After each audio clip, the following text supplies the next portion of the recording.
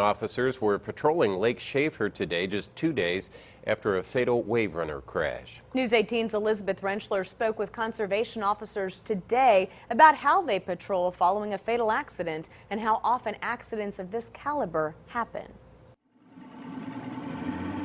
Conservation Officer Matt Tholen was back out patrolling Lake Schaefer Monday, just 2 days after a fatal wave runner crash.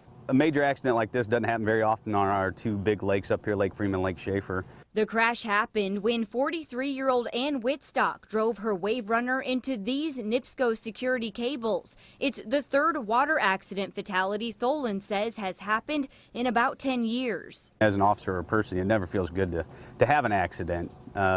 So it's something that we go out and do our job best of our ability.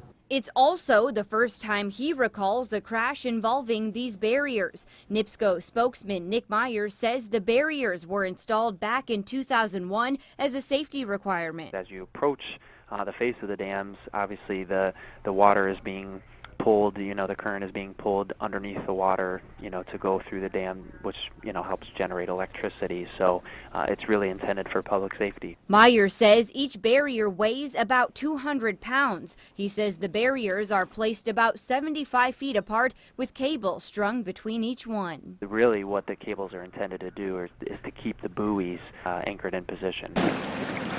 Tholen says DNR officers don't change how they patrol the waters following a fatal crash, but after an accident like this, they do ask for the public's cooperation. Always be careful, always be lookout for the other driver, the other object in the water, something. Just always be, pay attention to everything.